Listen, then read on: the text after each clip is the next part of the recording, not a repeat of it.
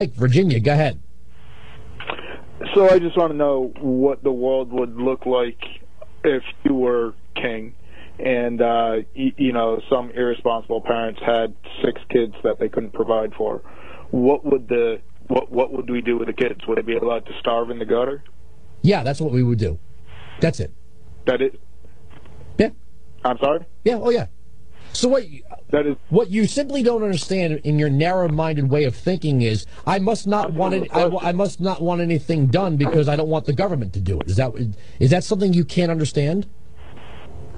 I want to know how these kids would be provided for, or they would be provided for by charities the way they ought to be provided for.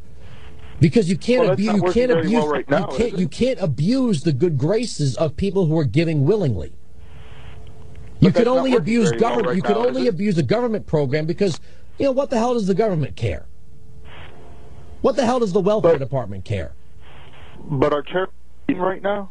No, you're missing the point, Mike. You are missing the point.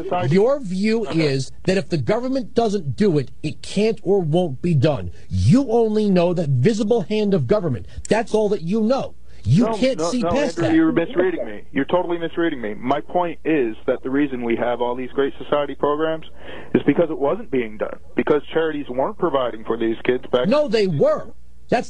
They were providing for those kids.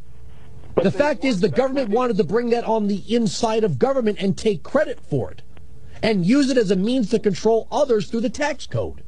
So poverty did not exist before the Great Society. Poverty will always exist, sir. Poverty will always exist, sir. In Venezuela, where everything is nationalized and everything is redistributed, there's poverty. Show me a nation without poverty, sir.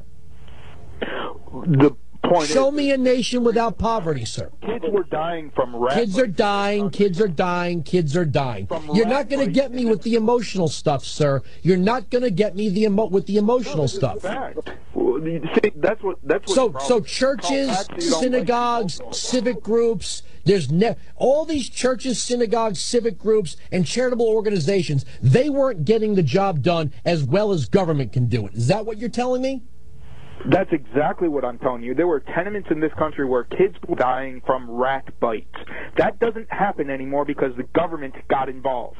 Churches weren't solving that problem, Andrew Wilkow. Okay. How obtuse do you need to be? Those are facts. That's not even... No, they're not facts, sir. Give me the statistics for all these dead children from the city babies attacked by rats. Go ahead. You know what? I'll email it to you.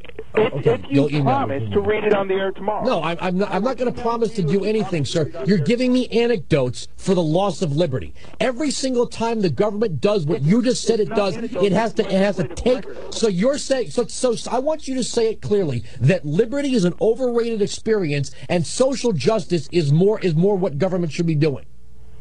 There needs to be a balance. No, just tell me where I can find that in the Constitution. No, Mike, tell me where I can find that in the Constitution.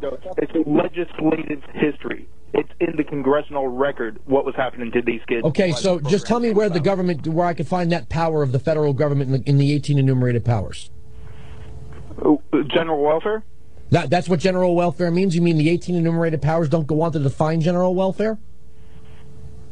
Sure they do. So where is in the 18 enumerated powers that comprise general welfare what you just said? Getting into somebody's tenement to stop the rat bites. That would be a local government function, sir. Okay, that would be a local government function, sir. So we're back to my point in the beginning. You wouldn't do anything to stop those rat bites. You'd say charity do it, and when charity didn't do it... I'm talking about the federal government, sir. That's a local government issue. So now your argument's changed. No, it's not changed. It's never changed. No, it's not changed. Okay. You have a nice day. You're my favorite caller ever. Thank you very much for the call. So, obviously, if I'm unwilling to submit to the big visible hand of the federal government, I want kids to die from rat bites. There's no way out of it with these people. To them, if you are not willing to submit all of your liberty and all of your property and all of your labor to an overarching, obtrusive federal government, you want kids to die in the streets from rat bites.